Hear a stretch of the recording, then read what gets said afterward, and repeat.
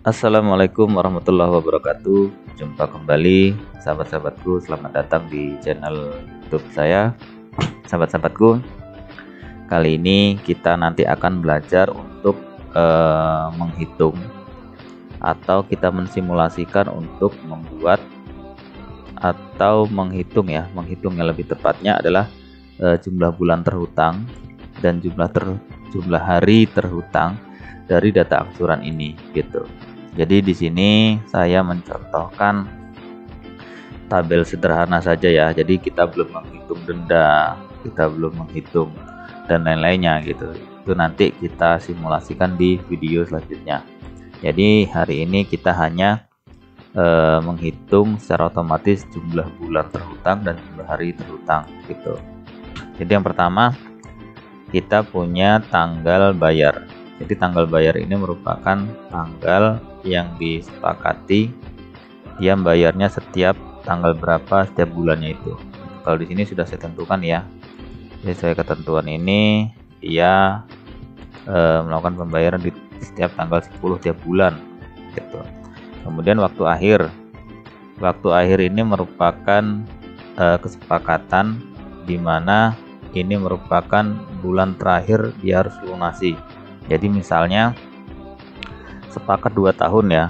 2 tahun itu dimulai dari 2 Desember 2019 kemudian berakhir di 2 Desember 2022. Berarti di sini waktu akhirnya kita tulis nanti 2 Desember 2022 karena memang merupakan waktu yang disepakati.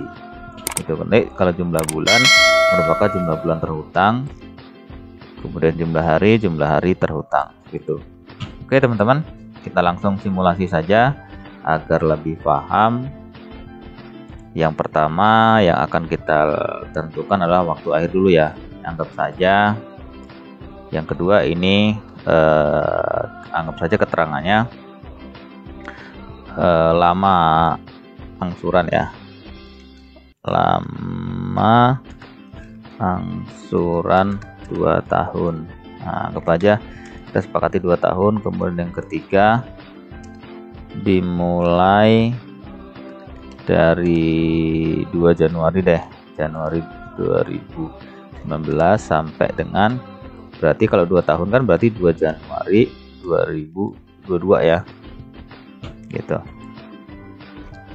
Jadi aturannya mainnya ini teman-teman. Jadi pembayaran dilakukan setiap tanggal 10, kemudian lama angsuran 2 tahun dimulai dari 2 Januari 2019 ya, 2 Januari 2019 kemudian berakhir 2 Januari 2022. Nah, berarti waktu akhir di sini adalah 2 Januari 2022 gitu ya. Gitu. Nah, ini beberapa nasabah lah ya. Ini anggap aja beberapa nasabah, misalnya di sini nama ya. Nama nasabahnya. Di sini nama nasabahnya. Anggap aja di sini Bejo Siti Ari Seno, kemudian Didi Kusnul, terus kemudian Ardi Joko Manan. Ini contoh saja ya teman-teman ya, contoh saja. Terus kemudian Latif misalnya, terus kemudian siapa ya, nah, Ani lah ya, kemudian Wina. Ini hanya contoh saja teman-teman, contoh saja. Saya rapikan dulu deh. Kita kasih nomor dulu kali ya biar enak ya. Saya kasih nomor dulu, nomor. Jadi kita kasih nomor dulu biar enak teman-teman.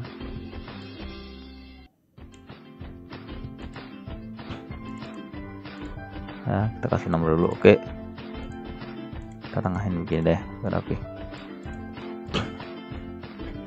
Oke teman-teman, 2 Januari 2019 sampai 2 Januari 2022 gitu. Ini yang orang pertama si Bejo gitu ya, kita anggap aja Bejo.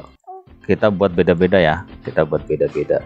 Misalnya kalau yang kedua ini waktu akhirnya adalah 2 Februari 2022 gitu. Nah, yang ini 4 Maret 2022 22 ya. Kemudian di sini 30 Agustus 2021 misalnya. Nah, Agustus ini Aug ya.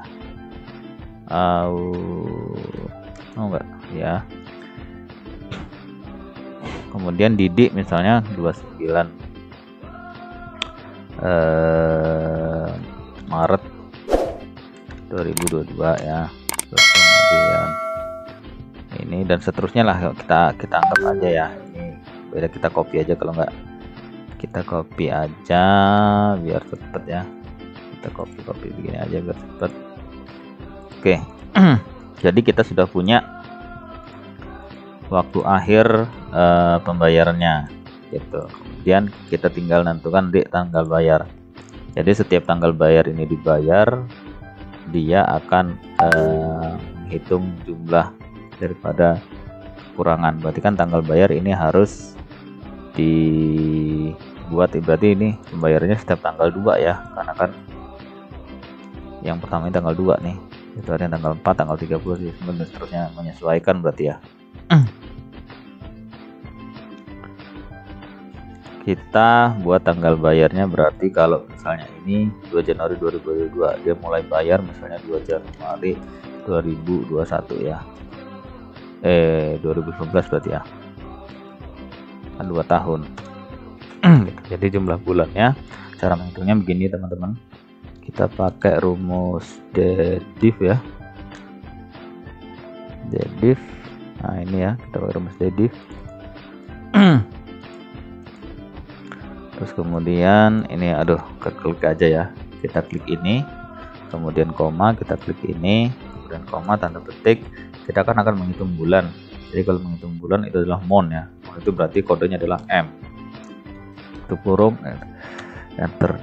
Nah, jadi kurang 36 bulan gitu. Berarti kalau misalnya ini dia, berarti dia biasanya mulai bayarnya di Februari deh ya, bulan ke depan ya. Berarti kan tanggal 2 bulan 2 nih misalnya dia bayar. Nah, jadi tinggal 35 bulan lagi. Karena dia bayar di tanggal 2 bulan 3 misalnya. Nah, jadi 34 bulan lagi gitu teman-teman. Kemudian jumlah harinya sama ya, kita pakai rumus DEDIF, kemudian buka kurung. Nah, kita klik ini, kemudian koma, kita klik ini ya, koma, tanda petik. Karena kita mau menghitung jumlah hari, maka kode hari itu adalah D ya. D itu berarti kan DAY, berarti kita kasih kode D, DAY gitu ya. Enter.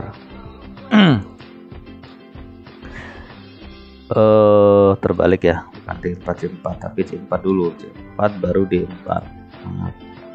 D4 itu. Nah, jadi jumlah kurangnya adalah 137 hari. Jumlah utang bulannya 34 bulan gitu. Misalnya di bulan 4 dia bayar nih, mantap. Nah, jadi berkurang terus dia bulannya gitu. Kita tarik aja ke bawah nih. Nah, kita tarik aja ke bawah ya. Kenapa ini angkanya masih banyak? Karena di sini kan masih 0 gitu. Coba kalau misalnya kita buat tanggal ya, misalnya 2 Maret 2021 dia sudah bayar. Nah, jadi utangnya 11 bulan. Kemudian kalau kita ngitung harinya adalah kurangnya 33 hari.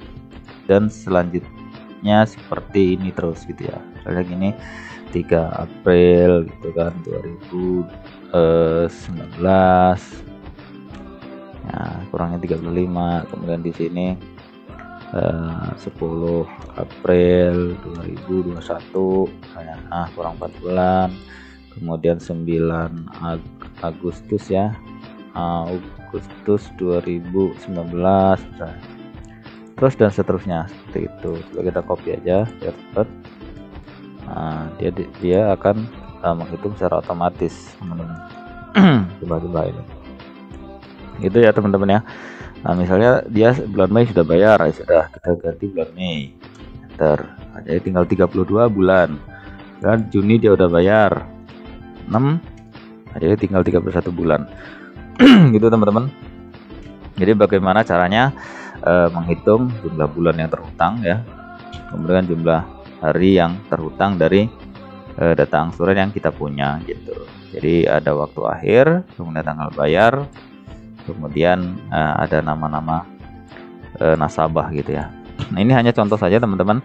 Nanti teman-teman menggunakan fungsi ini sesuai dengan kebutuhan gitu ya, nggak harus digunakan untuk data ini hanya contoh saja. Misalnya untuk digunakan untuk data-data yang lain ya silahkan. Intinya yang ingin saya sampaikan bagaimana caranya kita menghitung waktu ya, menghitung waktu sesuai dengan tanggal-tanggal dan bulan dan tahun ini dengan menggunakan fungsi ini gitu. Kita menghitung dalam konteks bulan, kita menggunakan fungsi ini, kemudian kita menggunakan fungsi ini apabila kita menghitung konteks adalah hari gitu.